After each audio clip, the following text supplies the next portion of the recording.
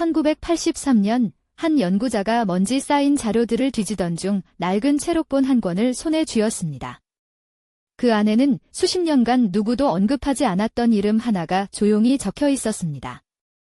사람들이 오랫동안 단 한 사람의 것이라고 믿어온 예술 형식의 기원이 그 순간부터 흔들리기 시작했습니다. 배뱅이굿은 소리꾼 한 명이 장구장단 하나에 의지해 노래와 이야기, 몸짓을 홀로 엮어내는 서도 지역 고유의 공연 양식으로 알려져 있습니다.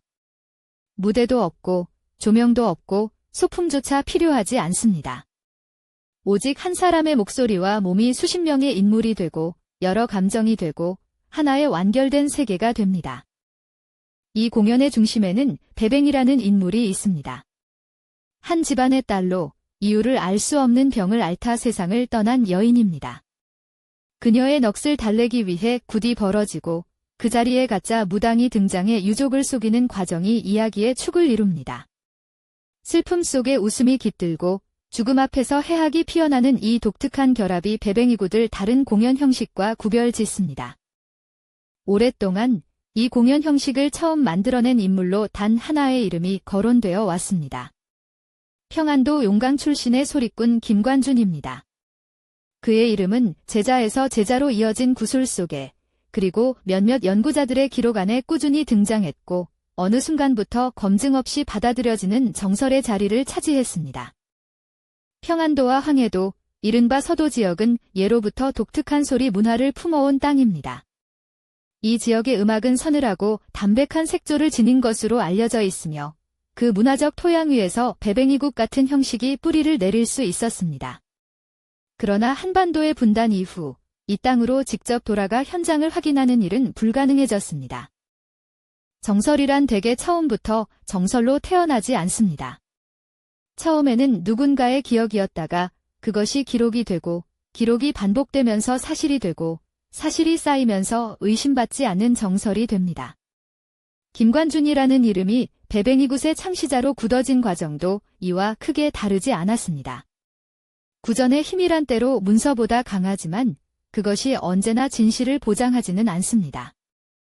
그 정설에 균열이 생긴 것은 1983년의 일입니다. 황해도 계통으로 추정되는 배뱅이굿의 채록본이 새롭게 발굴된 것입니다.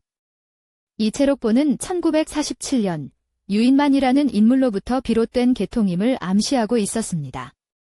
수십 년 동안 단 하나의 이름으로만 이야기되어 오던 예술의 기원이 그 순간 갑자기 둘이 되었습니다. 유인만. 이 이름은 배뱅이굿과 관련된 기존의 연구 어디에서도 거의 등장하지 않던 이름입니다. 그가 누구였는지, 어떤 삶을 살았는지, 이 공연 형식을 누구로부터 어떻게 이어받았는지 그 대부분이 아직도 베일에 가려져 있습니다. 역사 속에서 기록되지 않았거나 어느 시점에 지워진 한 이름이 낡은 채록본 한 권을 통해 다시 수면 위로 떠오른 것입니다. 연구자들이 주목한 것은 단순히 이름의 차이가 아니었습니다. 두 계통의 배뱅이굿이 구조와 내용 면에서 일정한 차이를 보인다는 점이 분석을 통해 감지되었다고 전해집니다. 만약 그 차이가 사소한 변형에 불과하다면 두 계통은 같은 뿌리에서 나온 가지일 것입니다. 그러나 그 차이가 근본적인 것이라면 이야기는 전혀 다른 방향으로 흘러갑니다. 1947년이라는 연도는 그 자체로 하나의 단서입니다. 해방 직후의 혼란과 이동, 뒤이은 분단의 격변 속에서 수많은 예술가들이 터전을 잃고 흩어졌습니다. 구술로 이어지던 예술들이 급격히 단절되거나 예측할 수 없는 방식으로 변형되기 쉬운 시기였습니다.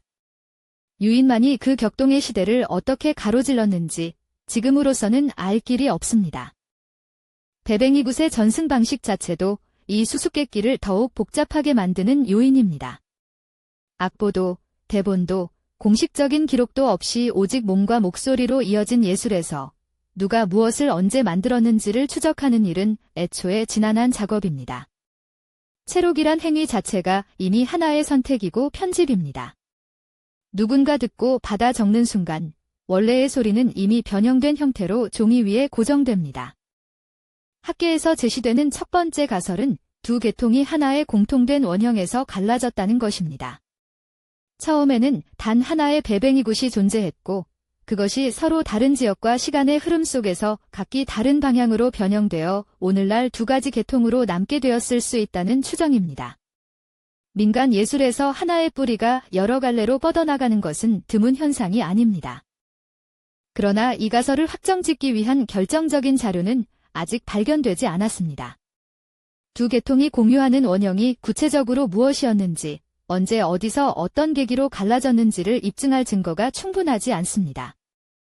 특히 현장 조사가 불가능한 서도 지역의 특성상 이 가설을 확인하거나 반박할 새로운 자료를 발굴하는 것 자체가 구조적으로 어렵습니다. 두 번째 가설은 두 계통이 서로 완전히 독립적으로 발생했다는 것입니다. 유사한 문화적 토양 위에서 서로 알지 못하는 두 소리꾼이 독자적으로 비슷한 공연 형식을 창안했을 수 있다는 시각입니다. 만약 이 가설이 사실이라면 베뱅이굿의 창시자를 단 한 명으로 특정하려는 시도 자체가 잘못 설정된 질문에서 비롯된 것일 수도 있습니다. 하지만 독립 발생설도 쉽게 받아들이기 어려운 부분이 있습니다. 두 계통 사이에서 발견되는 유사성이 단순한 우연으로 보기에는 그 구조적 닮음이 지나치게 뚜렷하다는 반론이 존재합니다. 서로 아무 관계 없이 만들어진 두 공연이 이토록 비슷한 형식과 내용을 공유하게 된 이유를 설명하는 것이 결코 간단하지 않습니다. 이 논쟁이 우리에게 던지는 더 깊은 질문이 있습니다. 민간 예술에서 원본이란 과연 무엇이며 그것이 존재할 수 있는 것인지에 대한 물음입니다. 악보도 대본도 없이 몸과 목소리로만 전해지는 예술에서 어느 한순간에 누군가를 창시자로 확정하는 것이 가능하고 의미 있는 일인지 쉽사리 단정하기 어렵습니다. 어쩌면 베뱅이굿은 특정 누군가가 만든 것이 아니라 수많은 사람들이 오랜 시간에 걸쳐 함께 빚어온 것일 수도 있습니다. 유인만이라는 이름이 수십 년 동안 기억되지 않았다는 사실 그것 자체도 우리가 들여다봐야 할 문제입니다. 역사 속에서 예술가의 이름이 기록되고 기억되는 방식은 늘 공평하지 않았습니다. 더 잘 알려진 이름이 있으면 그 뒤에 있는 이름들은 자연스럽게 그림자 속으로 밀려납니다.